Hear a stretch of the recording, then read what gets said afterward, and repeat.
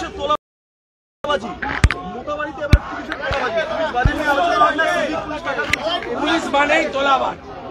Police এখন হোলিতে দোলে যাতে দোল পালন না হয় সেই জন্য করছে। আপনি ভাবলে অবাক হবেন, শান্তিনিকেতনে বসন্ত উৎসবকে অ্যাডিশনাল এসপি বলছে শুক্রবার আছে বিশেষ দিন, তাড়াতাড়ি শেষ করতে হবে, দোল শেষ করতে হবে 11টার মধ্যে।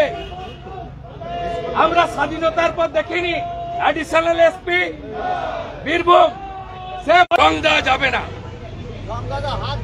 সাম্প্রদায়িক পুলিশ, সাম্প্রদায়িক সরকার, মুসলিম লীগ 2, মুসলিম লীগ 2, মুসলিম লীগ 2 উপড়ে ফেলবে বাংলার হিন্দু জনতা। এবার দেখা যাচ্ছে বিধানসভায় আপনারা কিছু বললে অধ্যক্ষ একটা কড়া অবস্থান নেওয়ার পক্ষে। পড়া না, বেপরোয়া, অসাংবিধানিক, অধ্যক্ষ। এই কাজ কেজরিওয়াল করেছিল। বিজেন্দ্র গুপ্তা একা বিজেপির এমএলএ ছিলেন, বাইরে ফেলেছিলেন। আজকে বিজেন্দ্র গুপ্ত স্পিকার, বিমান ব্যানার্জিকে, মমতা ব্যানার্জিকে হারাবো, আর ওদের দলে যে কটা মুসলমান এমএলএ জিতে আসবে, বিজেপি সরকারে আসবে, করে তুলে রাস্তায় ফেলবো, এই রাস্তায় ফেলবো, এই রাস্তায় ফেলবো, 10 মাস পরে এই রাস্তায় ফেলবো।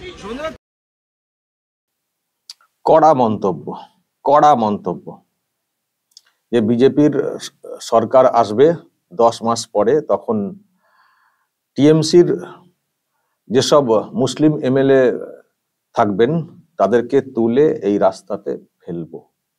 একটা উদাহরণ দিয়েছেন দিল্লির, সেখানে কেজরিওয়াল সরকার বা ওই দলের যারা, তারা ওখানকার বিজেপি মানে যাকে বিধানসভা থেকে তুলে ফেলা হয়েছিল তিনি এখন স্পিকার, মানে একেবারে উল্টো হয়ে গেছে বিষয়টা।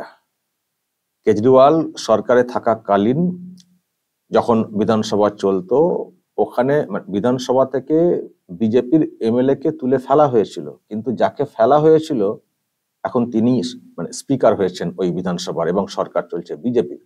তো যেটা বলার চেষ্টা করছেন শুভেন্দু অধিকারী, এখানেও এইসব হবে, মানে ওনাদেরকে তো সব সাসপেন্ড করা হচ্ছে, এইসব করা হচ্ছে। তো যেটা বললেন যে বিজেপির সরকার আসবে 10 মাস পরে, তখন টিএমসির মুসলিম যারা এমএলএ তাদেরকে তুলে এই রাস্তাতে ফেলবো।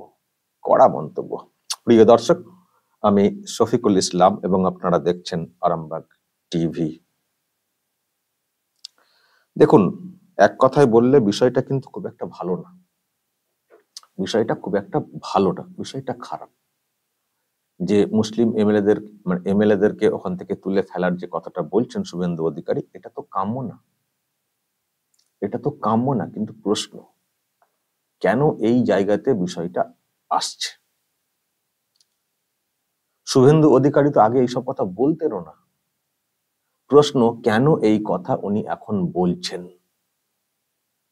এমনি এমনি বলছেন নাকি বলতে বাধ্য হচ্ছেন? এটা হচ্ছে ভাববার, এটা হচ্ছে প্রশ্নের।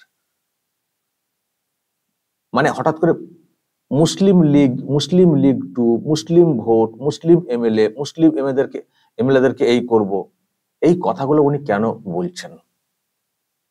এবং সেই সঙ্গে যারা সনাতনী হিন্দু রয়েছেন তাদেরকে ঐক্যবদ্ধ হওয়ার কথা বলছেন, ঐক্যবদ্ধ হয়ে এই সরকারকে উৎখাত করার জন্য ডাক দিচ্ছেন। ভাবতে হবে যে এই ভাবনা কেন এতটা এলো শুভেন্দু অধিকারীর মধ্যে। উনি তো একটা সময় টিএমসি করতেন, উনি তো কখনো এরকম ভাবতেন না, বলতেন না। এখন যত দিন যাচ্ছে কেন এতটা অ্যাগ্রেসিভ হয়ে যাচ্ছেন এবং বারবার মুসলিম লীগ 2 সরকার বা এইসব কথাগুলো কেন বলছেন? এবং আজকে যে কথাটা বলেছেন, খুব মারাত্মক কথা বলেছেন যে টিএমসির আরো এমএলএ থাকবেন, কিন্তু মুসলিম এমএলএদেরকে তুলে এনে, চ্যাংদোলা করে তুলে এনে এই রাস্তাতে ফেলবো। এই যে এত বড় একটা মন্তব্য কেন করছেন? দুটো বিষয়। একটা হচ্ছে যে সরকারটা এখন চলছে, সেই সরকারটা, এটা ঠিক মুসলিম সাপোর্টে এই সরকারটা চলছে, এবং সরকারটাও যেন কোথাও ওই যেটা বলছেন মুসলিম লীগ 2 এর মতো করেই চলছে। একটা উদাহরণ উনি দিয়েছেন যে দোল হবে দোলে বলা হচ্ছে 11টার মধ্যে দোল উৎসব শেষ করতে হবে, কারণ নামাজ রয়েছে। মানে অন্যদের উৎসবের জন্য আমার উৎসবকে ছোট করতে হবে, সাইজে ছোট করে ফেলতে হবে। এটা কেন? এটা কি মানে সরকার ওদিকটার জন্য এতটা কেন ঝাঁপিয়ে পড়ছে? তাহলে এটা কি সরকার চলছে? কি তোষণ চলছে? কাদের তোষণ চলছে? তো যাদের জন্য এত তোষণ সরকার চালাচ্ছে তাদের প্রতি তো রাগ তো হবেই, সেই রাগ থেকে বলা। আর দ্বিতীয়ত, তাদের জন্য সরকারটা বারবার টিকে যাচ্ছে। আমরা পরিবর্তন চাইছি, এই অপশাসন থেকে বাংলাকে মুক্ত করতে চাইছি, ফের ওদের ভোটই চলে আসছে। শুধু ভোট না, জিতে এসে দাদাগিরি হচ্ছে এবং কিছু ঘটনার কথা উল্লেখও হয়েছে।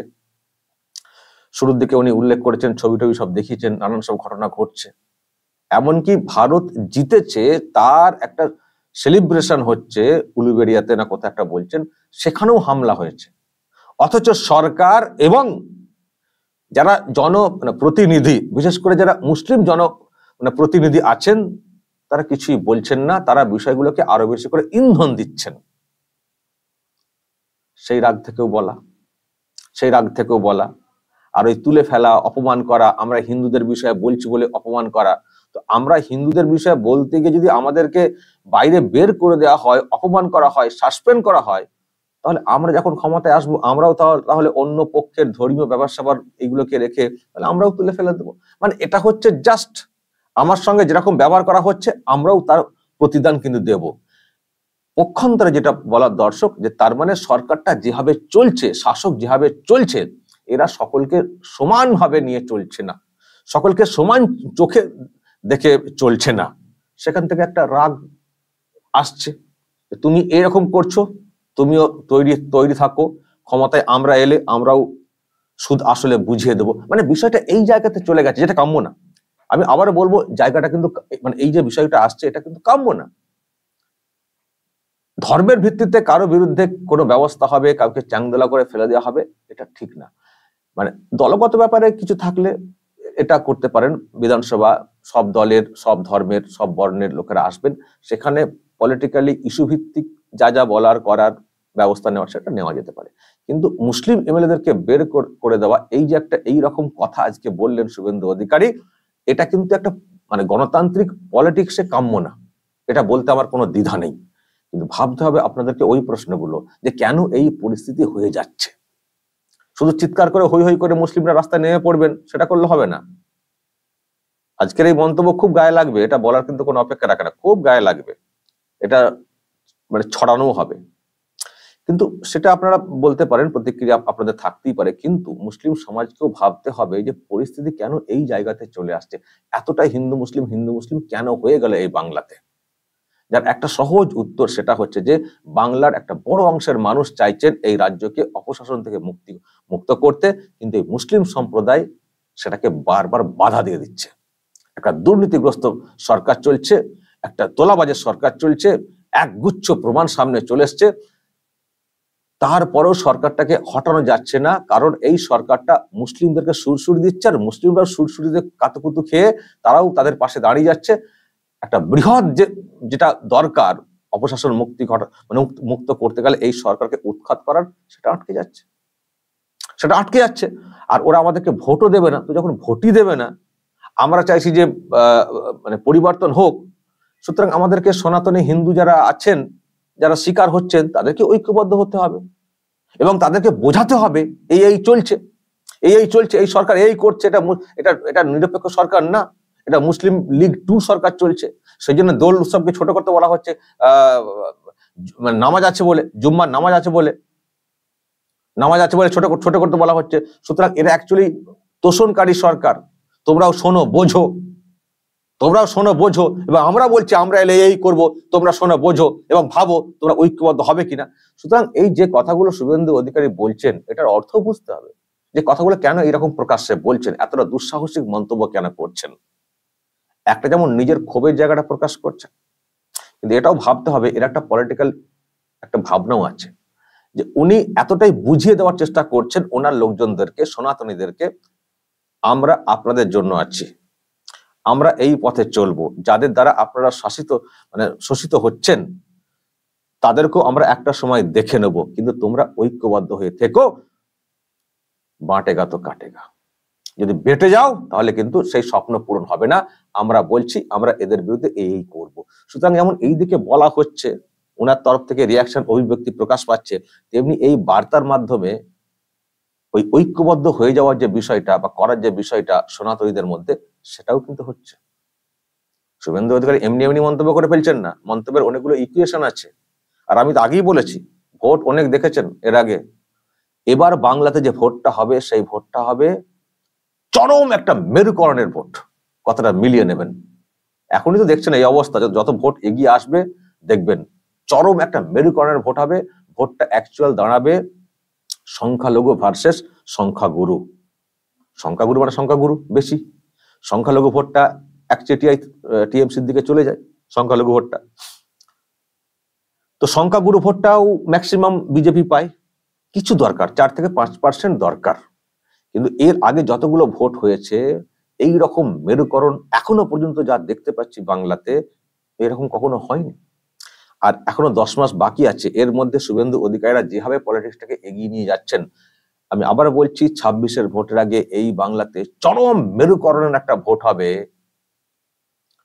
মানে যারা সংখ্যালঘু আছেন তারা মানে টিএমসি, আর যারা সংখ্যাগুরু তারা মানে বিজেপি। এইরকম অবস্থায় চলে আসবে।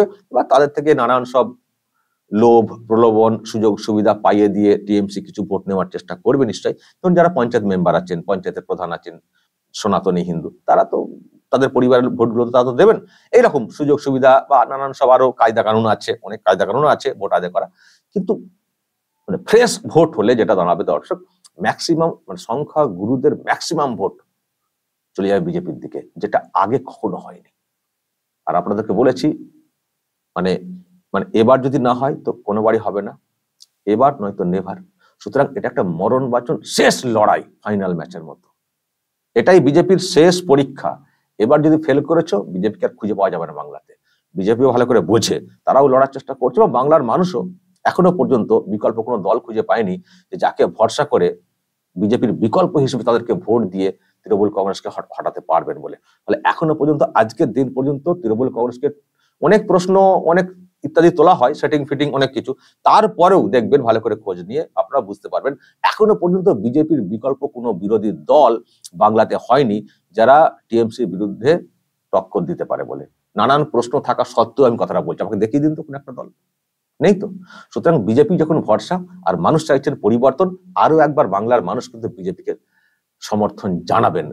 আর যেভাবে ঐক্যবদ্ধ করার একটা কৌশল নিয়েছেন শুভেন্দু অধিকারীরা, নিচ্ছেন, আবার বলছি এবারের মেরুকরণ চরম মেরুকরণ হবে। ফলে এবারের রেজাল্ট কি হবে দর্শক জানি না, তবে দেখা যাক ভবিষ্যতে কি দাঁড়াবে। দর্শক বলবেন যদি এই নিয়ে আপনাদের কিছু বলার থাকে, অবশ্যই বলবেন, কমেন্ট বক্সে নজর রাখবেন আরামবাগ টিভিতে।